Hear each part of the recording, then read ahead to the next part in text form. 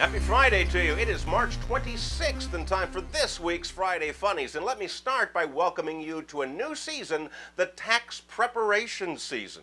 This is the time of the year when the government prepares to tax us again.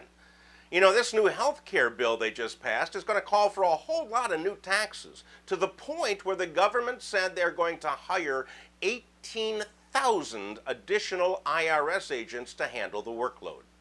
Well, as long as they're in the mood to pass some taxes, I got one more idea that I think should solve our problem. It's called the public service tax, and it will be applied to everyone who holds a government job. Because it's an honor to serve the government. You're a public servant. You should pay for that honor. And the amount you pay will depend upon your level in the government. For instance, people in Congress would pay a 35% PST. Senators, 50%. And the President of the United States would pay a 100% public service tax just for the honor of being the big guy. In addition to this, we're going to enact an excise tax on Joe Biden every time he says something stupid. Trust me, we should have the deficit paid off in no time. That being said, welcome to this week's Tea Party of Idiots.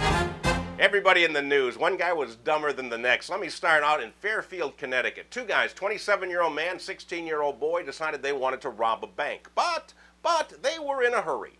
So what did they do? They called up the People's Union Bank, say, hey, get a bag of cash ready. We're going to be by in a few minutes to rob you. And sure enough, 10 minutes later, they showed up, and they were met in the parking lot by police.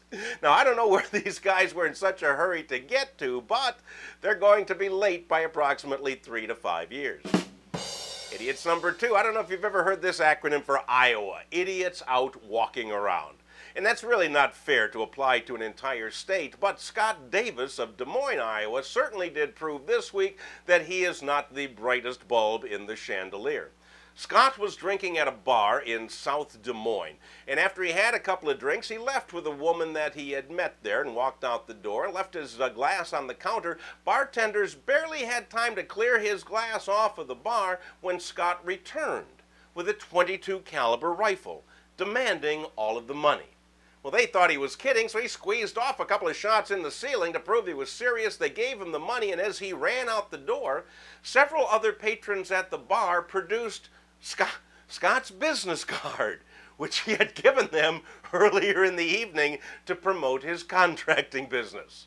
According to Sergeant Lori Lavorato of the Des Moines Police Department, and I quote, "This is not the hardest case our detectives have ever had to investigate." Now, while everybody may have been stupid so far, our grand prize winner this week is the winner of the coveted Dumbass of the Week award. This week's winner of the DOTW goes to two twits from Tennessee who were driving through the Big Apple when their car was pulled over because it had a missing license plate and tinted windows. So the officer asked the driver, Donald West, for his driver's license, and he gave him his license and also produced a Tennessee gun permit. And the officer said, "What's this for?" He said, "Well, it's for the gun I got in my pants."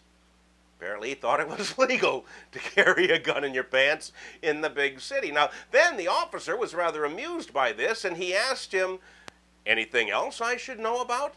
To which Mr. West replied, "Well, I got some handcuffs, hollow point bullets, another clip for the gun, bag of weed, and some pipes."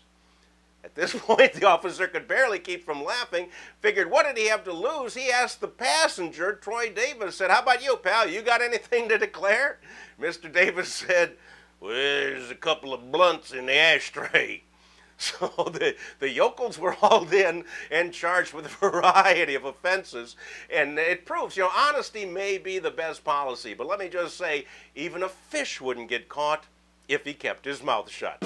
Hey, that's all I have for you this week. Next week, how would you like to win $10,000? Yeah, me too. Let me know how that works out for you. I'll see you next Friday.